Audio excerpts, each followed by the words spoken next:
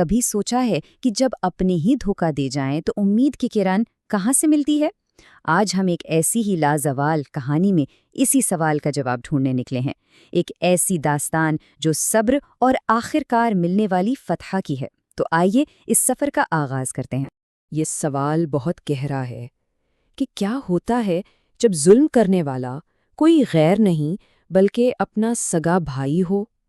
ایسی تکلیف میں اللہ کا انصاف وہ کب اور کیسے آتا ہے؟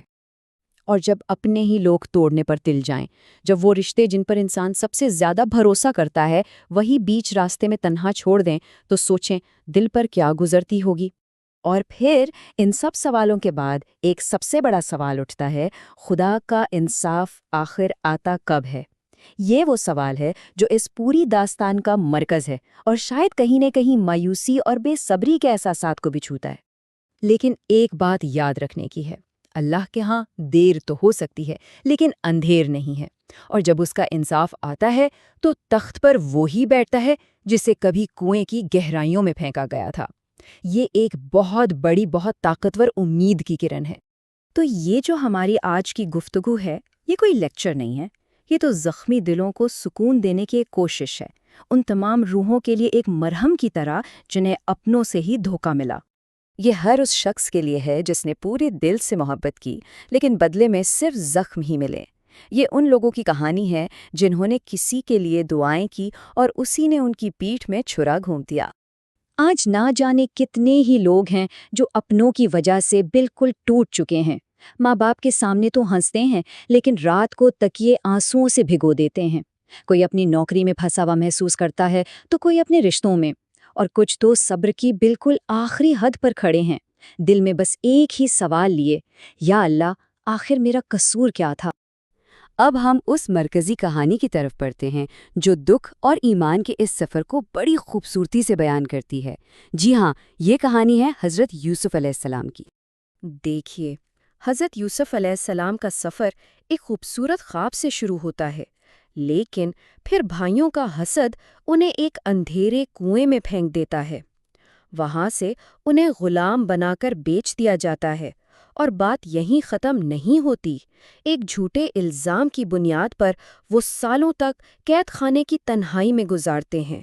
انہوں نے کوئی گناہ نہیں کیا، پھر بھی سزا بھگتتے رہے۔ لیکن اتنی مشکلات کے باوجود حضرت یوسف علیہ السلام کا ایمان ایک لمحے کے لیے بھی نہیں ڈگمگاتا۔ وہ جیل کی کوٹری میں بھی یہی کہتے ہیں کہ اللہ میرے ساتھ ہے۔ جانتے ہیں، یہی تو اصل صبر ہے۔ اور اس میں ہم سب کے لیے ایک بہت گہرا سبق ہے۔ اگر آج کوئی خود کو کسی کنویں جیسی تنہائی یا مشکل میں محسوس کر رہا ہے تو بس یہ یاد رکھے، اللہ دیکھ رہا ہے، آپ اکیلے نہیں ہیں۔ اور پھر وہ لمحہ آتا ہے جب سالوں کا دکھ اور صبر ایک فیصلہ کن موڑ پر پہنچتا ہے۔ یہ حقیقی طاقت کا لمحہ ہے۔ ذرا وہ منظر سوچیں، سالوں بعد وہی حضرت یوسف علیہ السلام مصر کے تخت پر بیٹھے ہیں، اور ان کے سامنے کون کھڑا ہے؟ وہی بھائی، خوف سے ڈرتے ہوئے، کانپتے ہوئے۔ طاقت اور قسمت کا یہ کیسا شاندار پلٹنا ہے۔ اگر آج ہم میں سے کوئی اس جگہ ہوتا تو کیا کرتا؟ شاید بدلہ لیتا، سزا دیتا۔ لیکن یہاں دو راستے تھے، ایک دنیاوی انصاف کا جو کہتا ہے بدلہ لو، اور دوسرا خدائی انصاف کا جو رحم اور معافی سکھاتا ہے۔ اور حضرت یوسف علیہ السلام کون سا راستہ چنتے ہیں؟ خدائی انصاف کا۔ وہ کہتے ہیں آج تم پر کوئی ملامت نہیں، جاؤ، اللہ تمہیں معاف کرے۔ یہ ہے اللہ کو پسند آنے والا دل، معاف کر دینے والا دل۔ یہی تو خدائی انصاف اور حقیقی فتح کا جوہر ہے۔ تو اس عظیم کہانی سے ہم اپنی زندگی کے لیے کیا سیکھ سکتے ہیں؟ آئیے چند ایسے عملی اقدامات پر نظر ڈالتے ہیں جو ایک بوجھل دل کو صبر کرنے میں مدد دے سکتے ہیں۔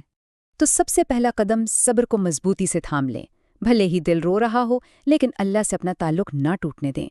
دوسرا قدم، ظلم کا جواب کبھی بھی ظلم سے نہ دیں، اپنا معاملہ اللہ کے سپرد کر کے اسے اپنا وکیل بنا لیں۔ اور تیسرا، دعا کرتے رہیں، کیونکہ امید کی دعا ہی روح کو طاقت دیتی ہے۔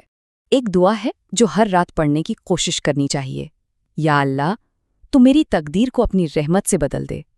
یقین کریں یہ دعا روح کو ایک ناقابل یقین طاقت اور سکون دیتی ہے۔ اور اب ہم اختتام کی طرف بڑھ رہے ہیں۔ جہاں ہم ان دنیاوی مشکلات سے نظر ہٹا کر اس ابدی سکون کے وعدے پر غور کریں گے جو اللہ نے کیا ہے۔ ایک دن یہ دنیا ختم ہو جانی ہے، یہ ناانصافی، یہ آنسو، یہ سارا درد، سب کچھ مٹ جائے گا۔ یہ سب کچھ عارضی ہے، لیکن جو لوگ اللہ کی خاطر صبر کرتے ہیں ان کے نام جنت میں پکارے جائیں گے، اور یہی صبر کرنے والوں کے لیے سب سے بڑا اور ہمیشہ رہنے والا انعام ہے۔ اگر اس پیغام نے کسی دکھی دل کو چھوا ہے تو اسے کسی ایسے شخص کے ساتھ ضرور شیئر کریں جو آج خود کو ٹوٹا ہوا محسوس کر رہا ہو۔ کیا پتہ اس کی وجہ سے کسی کے دل کو امید مل جائے۔ آئیے ہم سب مل کر دعا کریں کہ اللہ ہم سب کو صبر کرنے کی توفیق عطا فرمائے اور ہمارے دلوں کو سکون بخشے۔ آمین۔